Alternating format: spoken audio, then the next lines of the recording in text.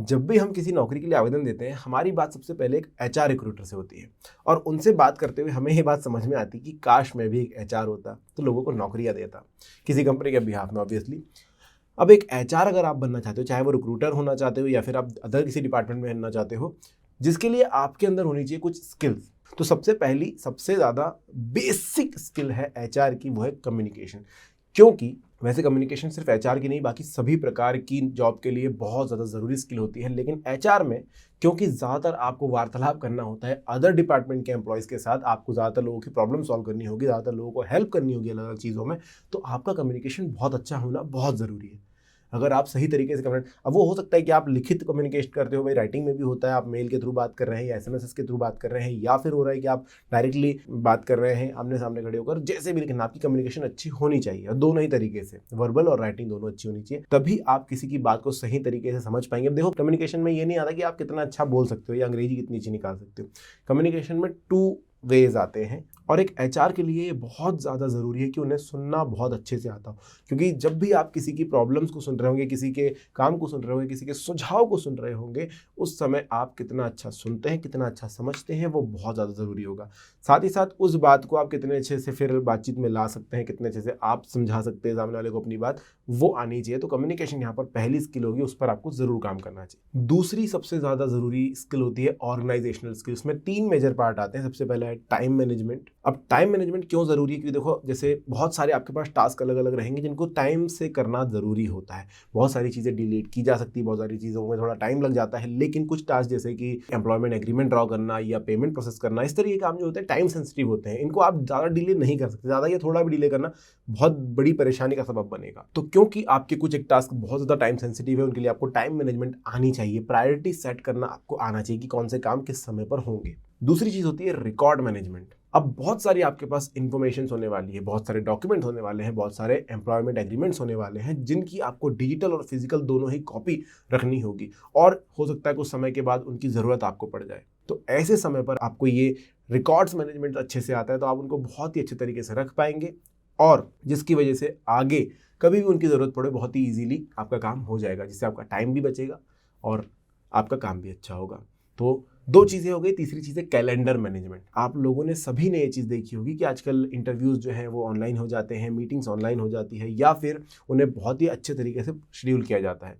इसीलिए सभी लोग, ऑलमोस्ट सभी लोग गूगल कैलेंडर जैसे टूल का इस्तेमाल करते हैं, जिस पर पता होता है कि हम कब क्या करने वाले हैं और हमारा टाइम जो है फ्री टाइम में वहाँ पर दिखाई देता है। कैलेंडर मैनेजमेंट आपको करना ज़रूरी, क्योंकि आपको बहुत सारी मीटिंग शेड्यूल करनी होगी, बहुत सारे इंटरव्यू शेड्यूल करने होंगे अपने लिए, अपनी कंपनी के लिए, या फिर जो भी हायरिंग मैनेजर है उनके लिए आपको ये चीज़ें करनी होगी। फिर कभी कभी आप कुछ नया शेड्यूल करना चाहते हैं, जैसे एम्प्लॉय ट्रेनिंग आप शेड्यूल कर रहे हैं, तो उसके लिए भी कैलेंडर काफ़ी ज़्यादा अच्छा था। तो कैलेंडर मैनेजमेंट आपको आना चाहिए, डेट वाइज आप अच्छे से मैनेज करते हैं। और सिर्फ गूगल टूल की बात नहीं कर रहा हूँ, आपको ओवरऑल जो है कैलेंडर मैनेजमेंट आना चाहिए, ताकि आप अलग अलग टूल के इस्तेमाल करके एक सही शेड्यूलिंग कर सकें। अब अगली चीज़ है जिम्मेदारी। एक एचआर को जिम्मेदार होना चाहिए। आपने बहुत बार देखा होगा, जब भी कोई भी प्रॉब्लम क्रिएट होती है तो एक रास्ता होता है कि एचआर के पास जाते हैं। ठीक है, मुझे किन्हीं चीज़ों से प्रॉब्लम हो रही है, मुझे किसी पर्टिकुलर व्यक्ति से प्रॉब्लम हो रही है, तो मैं क्या करूँगा, मैं एचआर के पास जाऊँगा। और एचआर में वो व्यक्ति होना चाहिए जो जिम्मेदार है, समझता है, जिसका कम्युनिकेशन अच्छा है, जो मेरी बातें समझेगा, उसमें मुझे सही सलाह देगा या फिर जो मेरी प्रॉब्लम को सॉल्व करेगा। तो इसीलिए तो अगर आप एचआर बनने जा रहे हैं, आपको अपना काम बहुत अच्छे से आना चाहिए, आपको जिम्मेदार बनना पड़ेगा। यहाँ पर ये नहीं चलेगा कि आप ही समझ नहीं पा रहे हैं चीज़ें या फिर आपकी किसी से तू-तू मैं-मैं होने लगी है। आपको सामने वाले की प्रॉब्लम समझनी होगी, और क्योंकि आप एक ऐसी पोजीशन पे जहाँ पर आप जजमेंट देने वाले हैं, तो आपको सब कुछ अच्छे तरीके से देखकर, परखकर, समझकर और फिर आगे बढ़ने का काम आना चाहिए। साथ ही साथ लीगल नॉलेज आपको होना चाहिए, क्योंकि देखिए अलग अलग लेबर लॉज जो है वो चेंज होते रहते हैं, अपडेट होते रहते हैं, और स्टेट वाइज भी वो चेंज होते हैं। तो आपको इसकी जानकारी अच्छी होनी चाहिए, आपके स्टेट में क्या है, क्या चीज़ें हैं, क्या चीज़ें सही होती, क्या चीज़ गलत हो, उसका आपको अच्छा खासा नॉलेज होना चाहिए। अगर आपके पास ये नहीं है, फिर बहुत ज़्यादा प्रॉब्लम क्रिएट होगी। जैसे मैंने कहा कि छोटी मोटी सी चीज़ें कोई आपके पास परेशानी लेकर के आया, तो उसको सुलझाने के लिए आपके पास वो नॉलेज होना चाहिए, वो आएगा आपके पास यहाँ से। तो एक एचआर के पास ये सारी चीज़ों का हम लोग एक्सपेक्ट करते हैं कि होना ही चाहिए। अगली ज़रूरी स्किल है रिक्रूटमेंट एंड ऑनबोर्डिंग। अब आप लोग देखेंगे कि रिक्रूटमेंट भी और ऑनबोर्डिंग भी दोनों अलग अलग चीज़ें होती है। रिक्रूटमेंट में वो पार्ट आते हैं कि भाई आप लोगों के इंटरव्यूज़ ले रहे हो, लोगों के रेज्यूमे देख रहे हो, चेक कर रहे हो, लोगों को चूज़ कर रहे हो। ऑनबोर्डिंग में वो चीज़ आती है जब एक बंदा सिलेक्टेड है, उसको अब आगे बढ़ाना है, उसको कैसे सेटल करना है, क्या डेस्क देनी है, क्या काम देने हैं, वो सारी चीज़ें आप करें। उन्हें उनकी इंडक्शन मीटिंग करनी है, उनको कंपनी के बारे में समझाना है, कंपनी के रूल समझाने, ये सारी चीज़ें आप करते हैं। तो ये दोनों ही चीज़ों में आप अच्छे होने चाहिए। अब ये आता है वैसे जनरली कि आप जब एक्सपीरियंस लेते हैं, जब आप कहीं पर काम करते हैं, तो धीरे धीरे आपको चीज़ आती है।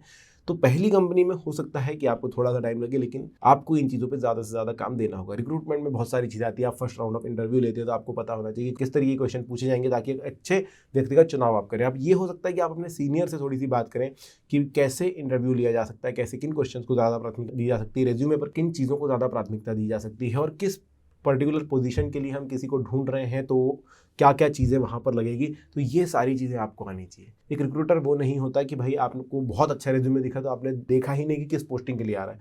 कोई पोस्ट है जहाँ के लिए एक व्यक्ति ढूंढा जा रहा है, तो उस पोस्ट में क्या क्या काम लगेंगे वो आपको पता होनी चाहिए, तब आप अच्छे से रिक्रूट कर पाते हैं। और ऑन बोर्डिंग की प्रोसेस में भी आपको वही चीज़ देखनी होगी कि भाई सामने वाला का इंडक्शन अच्छे से हो, उसे सारे रूल्स एंड रेगुलेशन समझ में आए, उसे सारे नियम समझ में आए, और फिर उनको अपने काम भी समझ में आए। अगली बहुत ही ज़्यादा महत्वपूर्ण चीज़ होती है कॉन्फिडेंशियलिटी। आपके पास बहुत सारी ऐसी इन्फॉर्मेशन होंगी जो कॉन्फिडेंशियल होंगी, जिनको आप किसी के साथ शेयर नहीं कर सकते। एक एचआर के पास ऐसी बहुत सारी इन्फॉर्मेशन आती है, क्योंकि आप एक ऐसे डिपार्टमेंट में है जो सभी को मैनेज करता हुआ चल रहा है, बाकी डिपार्टमेंट्स को भी, उनके एम्प्लॉयज से भी आप डायरेक्टली कनेक्टेड है। तो आपके पास बहुत सारी अलग अलग प्रकार की है। तो आपको ये पता होनी चाहिए कि कौन सी चीज़ें बाहर निकाली जा सकती, कौन सी चीज़ें नहीं निकाली जा सकती। एक कंपनी की कॉन्फिडेंशियलिटी होती है कि भाई कंपनी की ये इन्फॉर्मेशन कहीं नहीं जानी चाहिए, और एक आपके अंदर भी होनी चाहिए कि भाई अगर दो लोगों के बारे में कोई बात पता चली, किसी का झगड़ा हुआ है कि नहीं, कुछ हुआ है जो आपने सुलटाया है या आपने थोड़ी बहुत किसी की हेल्प करी है, तो उनकी पर्टिकुलर उनकी पर्सनल बातें कहीं तक बाहर ना निकले, ताकि उससे और लोगों के बीच में बातें ना फैलें। तो ये आपके अंदर होना चाहिए गुण।